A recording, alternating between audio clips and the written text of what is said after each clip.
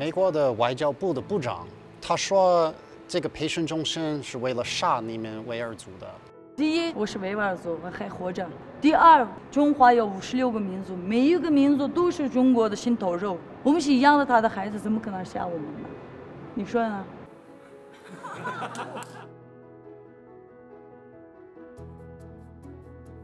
？Are you free to practice your religion? Yes. Are there any problems? No. And it's also free to not believe in anything. 您觉得僧人首先要爱国吗？那是必须的。China's been able to handle it much better than other nations around the world. Is that culture and expectations of the people, or is it about leadership or a combination? 中国的话就是集体性很强，很愿意配合这个政府的政策。你是一个中国公民，中国的一个病人，你都有生命权利，不是说你年纪大的话，我就不去救你了。我能问问您觉得人权是什么吗？在一个有秩序的一个社会，没病没灾，快乐的工作，快乐的生活。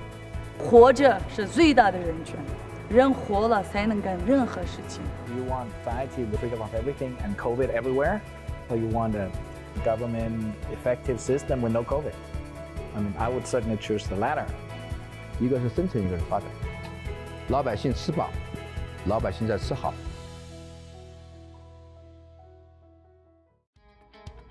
China is often accused of human rights violations by Western media, but what do the Chinese people have to say? I'm Miao, and this is China Chat. In this episode, I traveled with 3 American experts across China, and together we interviewed countless people before sitting down to share some hard truths about human rights in this heavily misrepresented country. Gentlemen, I'd like to know your definition of human rights. I look at human rights as being able to take care of your family, be able to get your kids educated, be able to get your family health care access, be able to make a better life for your children and grandchildren than what you had. You can't have human rights without some responsibilities. In the West and developed countries, we look at human rights as ballot box, freedom of speech. For some, it's the right to own a gun or to say no to a vaccine. But what are the responsibilities? I think about, well, Thomas Jefferson's definition, life, liberty, and the pursuit of happiness. And maybe focus on the pursuit of happiness for a minute. You have to have enough material wealth to live a decent life, having the opportunity to pursue your own goals in life, having the ability to feel secure and safe. All of you have lived in China for many years. Previously, what would you have said about China's human rights? I had read many books on China, and the usual story was, if you go to Beijing, Shanghai, it looks very developed, but if you go a little bit outside of it, it's going to be dirt. So I've been very happy to see lots of places in China and also to see how the average people live. I've been on the lookout for sort of raw, undeveloped, dirt poor China, and I haven't been able to find it. UN said many years ago, there's no way you get rid of poverty. It's impossible, statistically impossible. China got rid of extreme poverty. So going through these trips, talking to people on the ground only solidified what I have known. They live in a different system. They have different expectations. They have different definitions than I do about human rights, right? And their definitions are more related to the essential rights that they have. John, what were you expecting from participating in this project? Well, I agreed to do this project primarily because we were going to Xinjiang. And that to me was sort of the black box, right? You have Secretary of State Mike Pompeo, Secretary of State Tony Blinken from the United States. Both have said that there's genocide taking place in Xinjiang against the Uyghurs. I really wanted to see with my own eyes what life was like in Xinjiang for Uyghurs.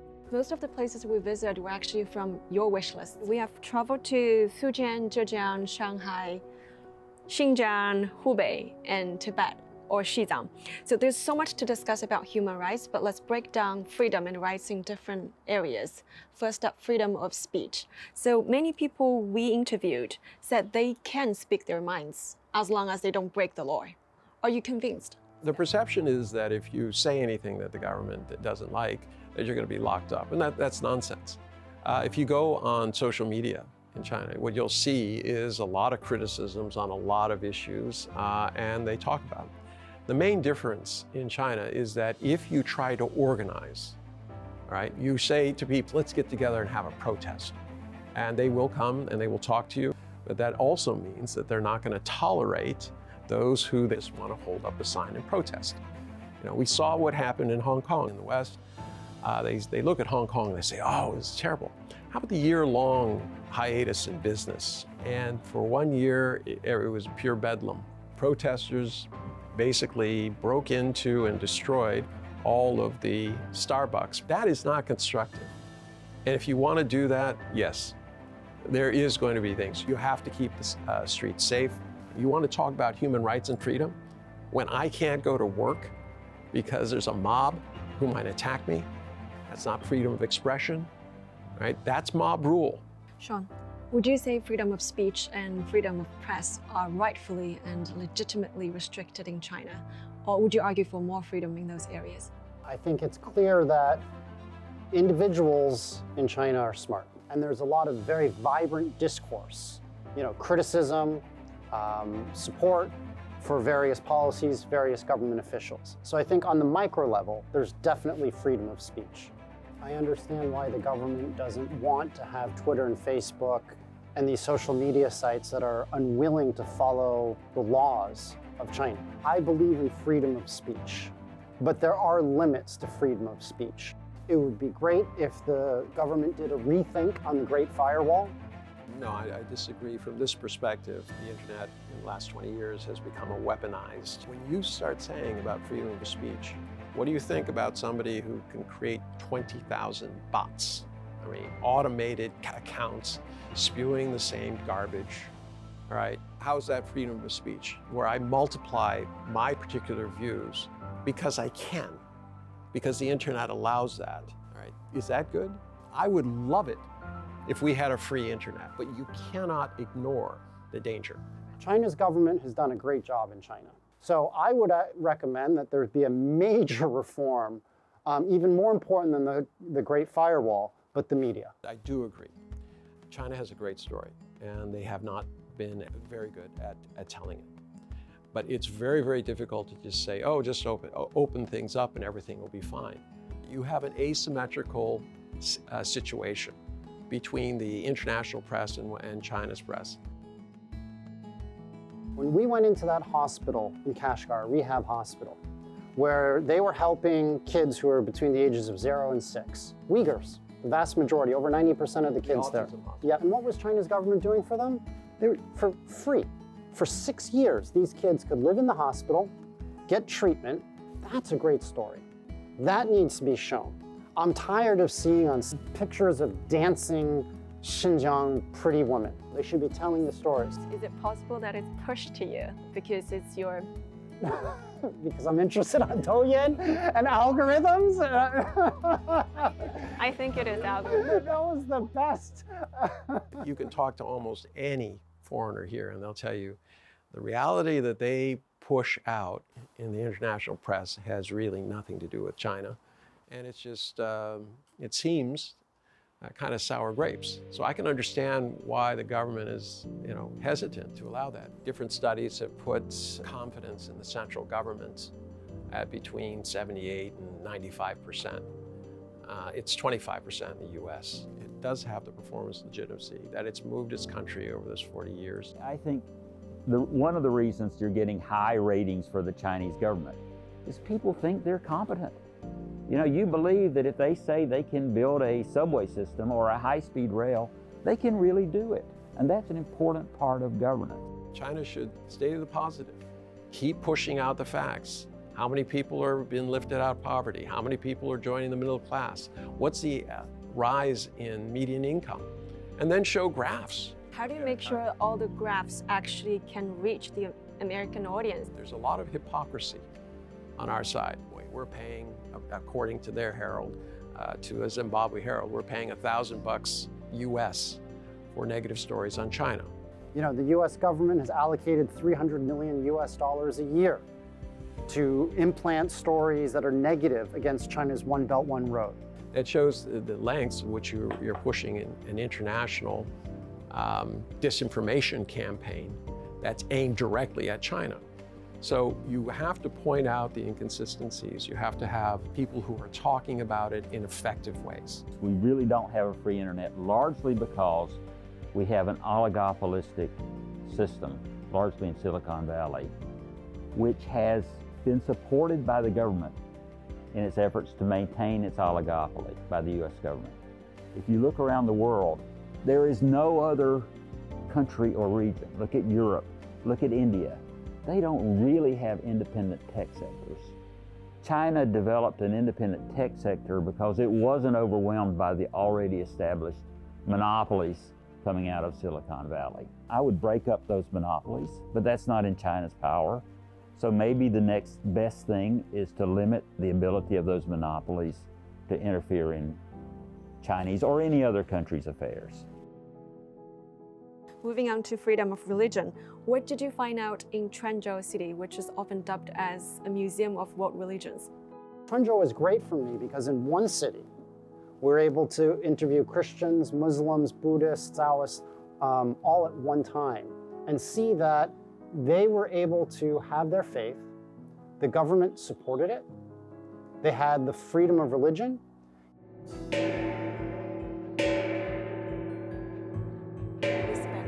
Time with the living Buddha, visiting his monastery, his Buddhist college, and even his home.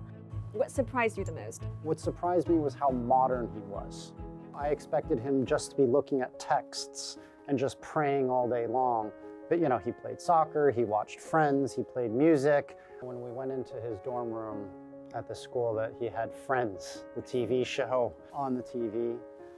He actually had it paused because he hadn't finished watching the whole episode. He's like, we've embraced technology. And so we use the WeChat groups in order to teach all of our followers. We as Tibetan monks are able to talk to Buddhist monks from other countries. And so there was a lot more exchange than I expected across borders. And there was a lot more embrace of technology. If China was against Buddhism, and was against the Tibetan monks, they would shut these WeChat accounts. But that's not happening. So it's clear, A, the government is supporting Buddhism, B, the Tibetan monks are modernizing. Whenever freedom is mentioned, many also think about freedom from oppression and freedom from fear. In Xinjiang, Sean, we visited cotton farmers to see if they were forced laborers. So what did you find out? It's clear that H&M, Nike, Adidas, and all of these Western companies who are saying they're not going to buy Xinjiang cotton are hurting everyday Uyghur and Han Chinese farmers in Xinjiang. And it's based off of what I can see as a lie. We interviewed, individually owned farmer lands. We went to big cotton factories. They all said the exact same thing, that 95% of the cotton production process has been automated. They're using drones to put out, medicine and pesticides onto the cotton. They use big machines in order to do all the picking. When we interviewed the person in Akasu, he said 20, 30 years ago when he started in this industry, a cotton employee would make 2 RMB a day. Now it's 300 RMB a day. He can't even find Uyghurs or Han Chinese in Xinjiang to hire because they're not willing to work in cotton picking because there's so many other job opportunities. So first off, I didn't see any forced labor.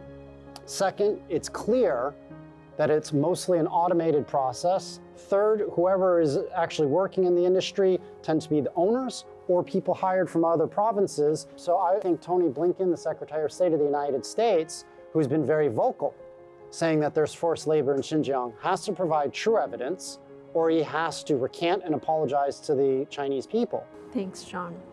Also, in Uramochi, we interviewed a survivor of the 2009 terrorist attack.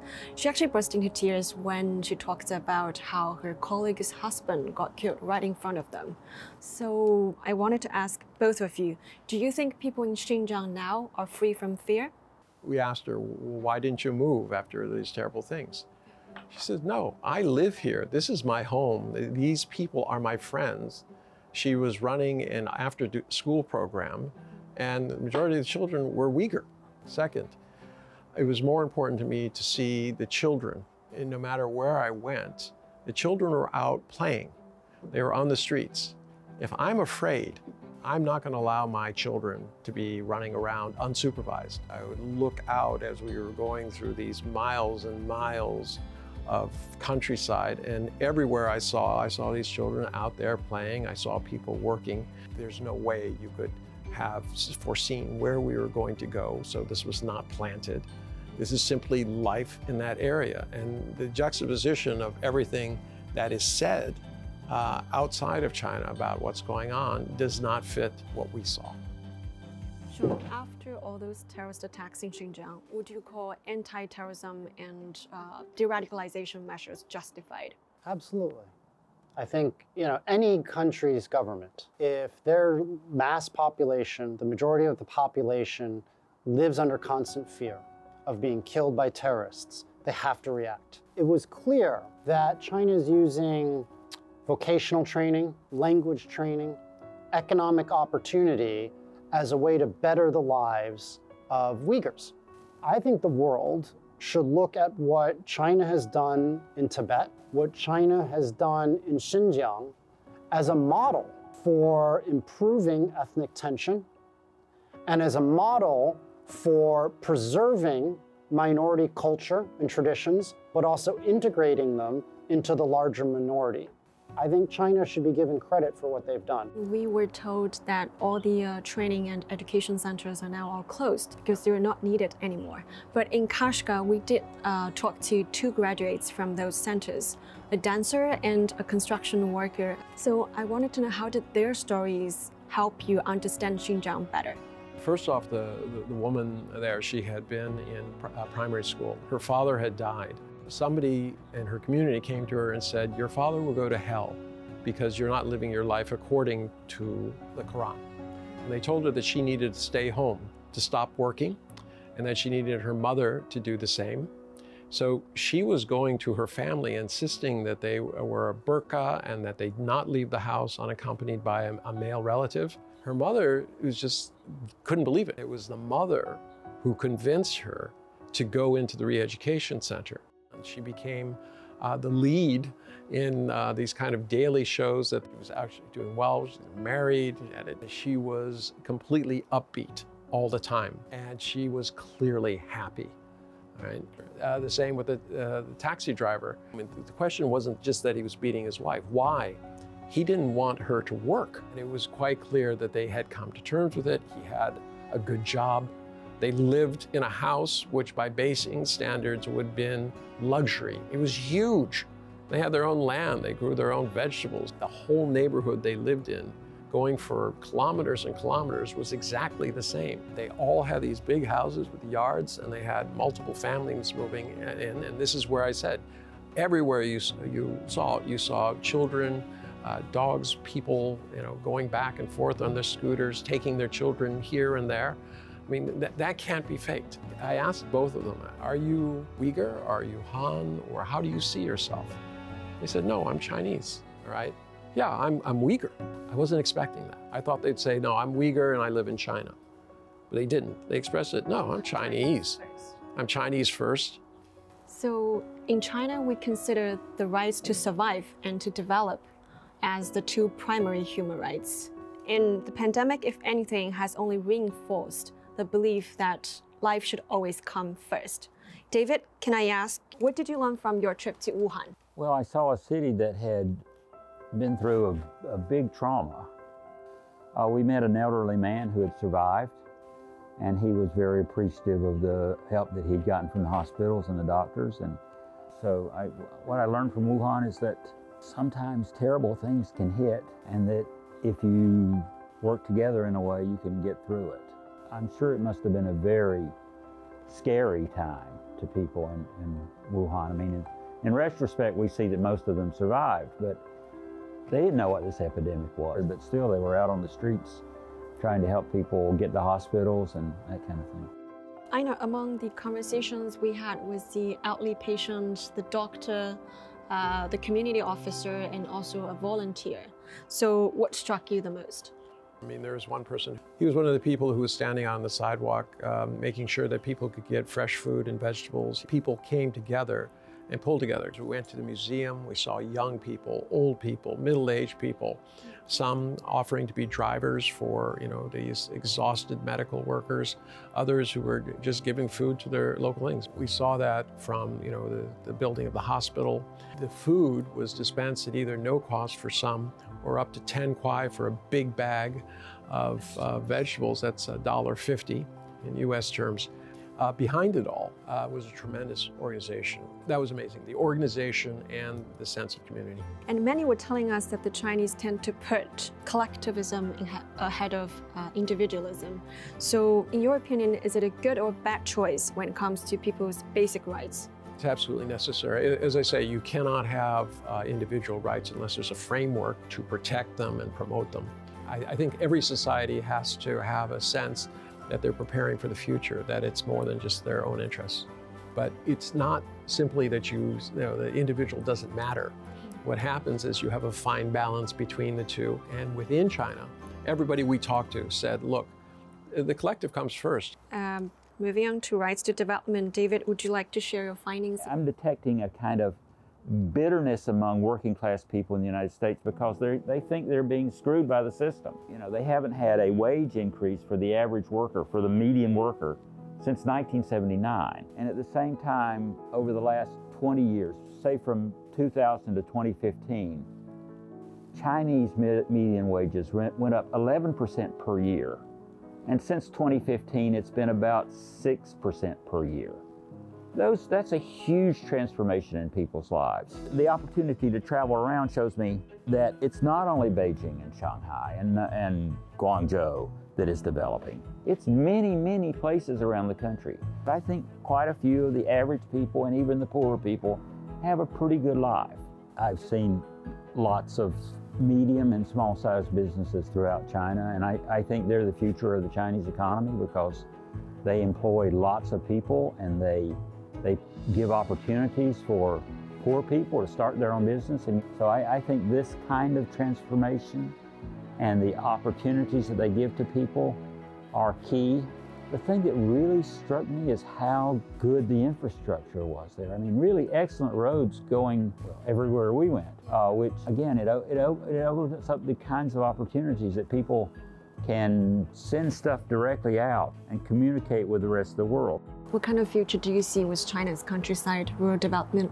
I think the government does have to continue to push to increase educational opportunities in the countryside and also medical care. It's really important to improve medical care in the second and third tier areas. If those things can be improved, it opens up many more opportunities around the country. Yeah, I'll give an example on this. I got fever and I got high altitude sickness and we're in some small village. So we went to this hospital in the absolute middle of nowhere and we actually got great care. Why? Because the doctor was from Shandong. So he was part of a program where the Chinese government was sending doctors from top, better hospitals, bigger cities, to even go into the smallest of rural hospitals in Tibet in order to train the doctors. When you look at human rights and you look at China, the central government is really looking at improving the lives throughout the entire country. While in the United States, there's so much political gridlock. So you can see the difference in how the political system protects or doesn't protect the entire country. I was protected specifically because the central government is trying to improve the quality of healthcare, even in the most remote, tiny little village in the middle of nowhere, Tibet. A country cannot have successful cities if it doesn't have a successful countryside. I've visited the homes of many farmers. I mean, not only on this trip, but many opportunities. And they may not have a lot of renminbi by city standards, but their lifestyle is quite good. They have very nice houses typically, and they seem to live a good life. Many of them are not just farmers. They maintain their plot, but they also usually have some sort of business on the side. So they have multiple streams of income, and they're building up in their local area. There are many villages that are basing themselves, their business model is tourism. And probably the ones in Zhejiang near the huge population centers but not every village in China that's trying to be a tourist site is going to succeed. I'm more impressed by the villages where somebody is created a manufacturing opportunity or some sort of direct sales opportunity. The one we saw in Hubei, the mushroom place, looks like another new model for rural development. There was a businessman involved, and what he did is he produced the logs where you could grow the mushrooms. And it was very important. Then he sells these logs to local farmers, and they can kind of calculate how much they can make on it. And we ran into that chap who was putting his kids through college, 2 of them. He didn't have the chance for education. He was determined to have his children have that. And he was using the mushrooms growing as a way to do that. But what's important is that the government is a part and parcel of that. It's not just left to the local businessmen. They're supported in that. One thing that did surprise me is the amount of guidance which sort of local small businesses can receive. Many of the former farmers, they're smart people, but they may not have had the opportunity to go past the 4th grade 50 years ago or 30 years ago. And so they need some kind of help to identify what the market is and to figure out what the comparative advantage of their city is. And there is this interesting sort of boosterism between interaction between the business people and the local government. And they seem to work together quite well. I'd like to move on to political rights.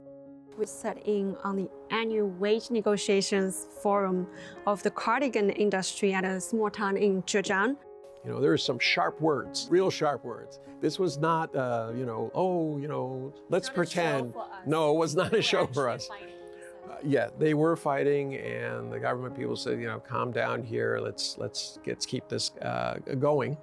And they knew we were there, and they didn't hold back. And afterwards, we talked to those young ladies who actually work in the factories, and they said, well, it wasn't everything, but you know what? I'm happy because I did get an increase. So how about the Dispute Resolution Center, where we actually bumped into several high school kids filing a case to recover their unpaid salaries from odd jobs during summer break? That was fascinating to me. They had all the departments, relative departments in the city in one place. They said, look, we need a better way of doing it. Instead of sending people round and round and frustrating them and making them feel bad about government, we're going to make them feel good about it. You went up to the information desk, you said, hey, listen, I have a problem.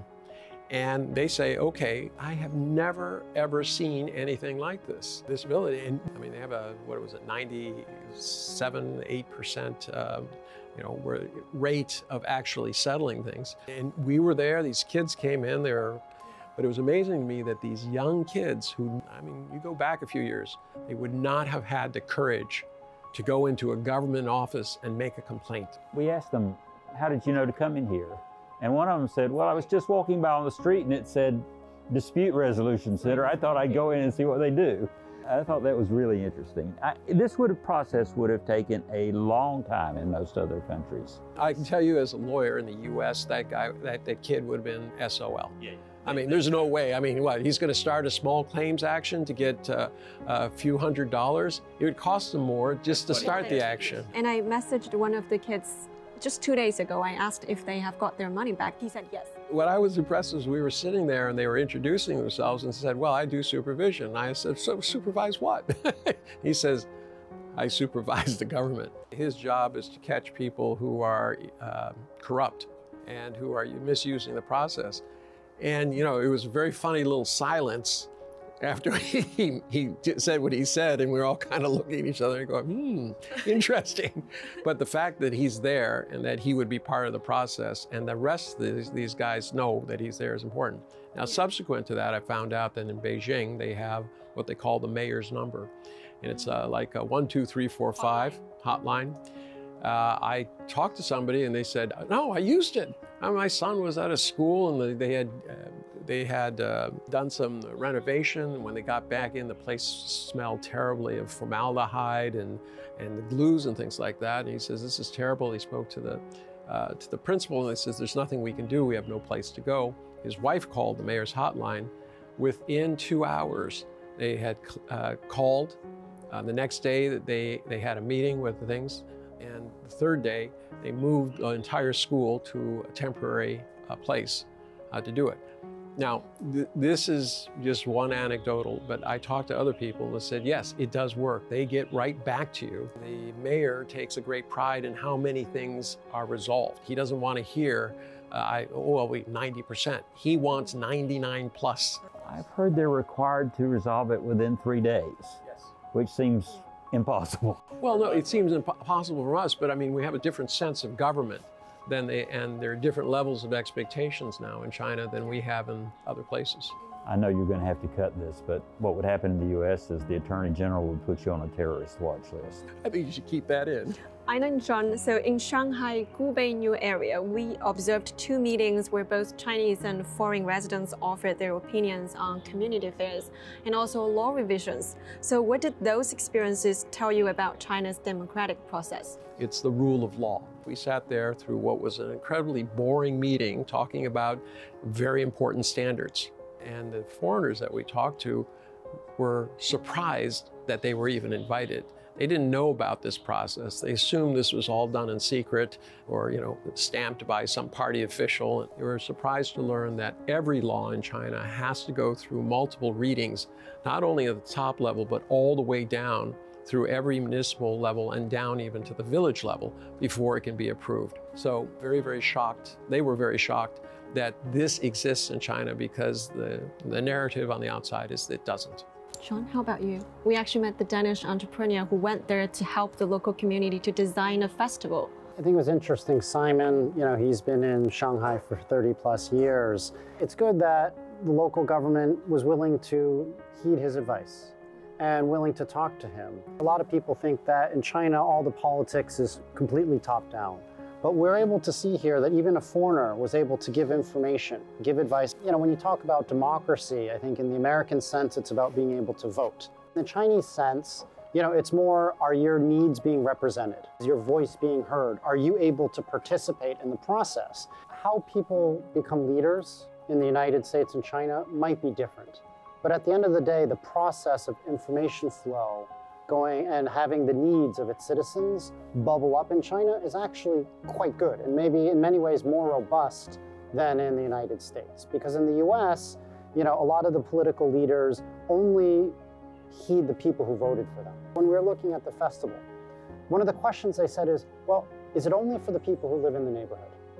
Or should we be trying to advertise and market it so we make more money by having people from other neighborhoods come, but then it might get a little loud for the people who live there. And it was a very robust, lively discussion trying to figure out what should the real motive of this festival be. For the quality of life of the people who live here, or make money for the people who have businesses in that area. So these neighborhood committees were filtering in and bubbling up the information from the people who live there. And you feel a lot better about your life if you think you've got some say in it. Even if the decision might go the other way, if you feel at least you had a fair chance to have your say, it's going to make you a lot happier, it's going to make the community a lot better. On the other hand, there are some decisions that need to come down from the center. I'm thinking of environmental protection in China. There's an incentive for a local area to pollute, so they might decide, I'm going to pollute because I get the economic benefits. And it's important to have directions and enforcement from the center to stop that kind of thing. So I think one thing China's doing is trying to find the right balance between decisions made at the local level, where there can be elections, and those kinds of things that affect the whole nation or a whole area that need to come from central government. Not everyone immediately thinks of environment when we talk about human rights, but the right to a clean environment is a fundamental right here in China. So from what you have seen, what are the lessons and developments in that regard? I can't remember the name of the village, but Anji, that had previously been a mine. And it was one of the most heavily polluted areas in China. And now it's a very beautiful place. But there had to be a transition, and there had to be jobs found for the people who worked at the mine. What they were able to do is build another business for the village. It's one of the most important environmental issues going forward, is how do you make sure everybody remains in good shape after the transition. We did ask them whether they got a say when this place is shutting down all the coal mines. And they said they actually had a villagers committee, like a gathering of everyone to vote and decide. They described the kind of pollution that they were dealing with. And you go there today, it's this pristine, wonderful, natural habitat. And that was a conscious decision. And as I said, they're willing to take a little bit of sacrifice and unknown. I'm sure there are areas where they've had some trouble. We saw that one area, the farm, where they had to go through nuts, and they had to go through nuts and everything else before they got to tea. It's just the sense is that they did it as a collective, and there was input from everybody involved, and that's very important. There are a few more rights worth mentioning here, such as rights to education and culture. So how do you think education is going to transform Chinese society in another probably 10 or 20 years? So 10 years ago, when my firm would interview Chinese, the two biggest problems that the Chinese always talked about was corruption and pollution. The Chinese government had not completely addressed it, but it had made the situation much better. Now the problem that everyone talks about is access to education and access to healthcare. And that's why you've seen, great strides that the government has made towards improving more equality and equal access for everyone. And I expect over the next 5 to 10 years to see even more. I think the emphasis which we're starting to see on vocational education, having full respect for somebody who's a skilled worker or a skilled plumber or a skilled electrician, that's a very important thing for society's development. So, and further making just elementary schools in rural areas really good is something that's key to the success of the country. Would you say different cultures are being preserved in China, or the opposite? Oh, it's quite obvious that China's government is protecting and respecting the cultures of different minorities. I think on this trip we saw, at the primary school in Lhasa, that the kids, they get 6 Mandarin classes a week and 6 Tibetan classes. The textbooks were in Tibetan. When we would interview families, in Hotline or in various spots, they said that they were teaching their kids the Uyghur language, but also very happily, they were learning Mandarin so that they could equip themselves for better job opportunities. So I don't see cultural genocide going on in China. I don't see genocide going on in China. I see a Chinese government that's trying to protect, preserve, and respect the cultures and languages of all minorities. It's not only that they have dancers and painters and embroiderers and stuff, it's that the government is encouraging them to find ways to build businesses and make money off this intangible cultural heritage. Take this skill that comes from your ancestors and make something you can sell to the market. I think that's a real way of preserving that heritage rather than kind of propping it up, is to make it where people want to do it and make money off of it. The second point about the language, about Mandarin, is this process is not unique to China. The European countries followed this exact thing in the 19th and early 20th century. I think it's cruel to a child to say, you've got to learn this language that is only spoken by a very small number of people, and you're not allowed to learn a language that could give you opportunities around the country, maybe around the world. I think this idea that requiring schools to teach Mandarin is somehow oppressive is just ahistorical. Germany did it, France did it, Italy did it. Once they united, they formed a common language and had to have a vehicle for educating people in their schools through that common language. Okay, gentlemen, last question. What are the real challenges ahead for China in terms of human rights development, and what would you suggest China do next? I think China needs to stick to what it has done well, and it needs to show efficacy of the government by the actual facts. Don't worry about the perceptions. You're not going to change those until people start looking and comparing what their governments are doing to what China's doing, and then understand that they don't have to adopt China's way, but simply China has a different path to prosperity. I think there are a broad number of challenges, facing the government. I think they've done a good job so far.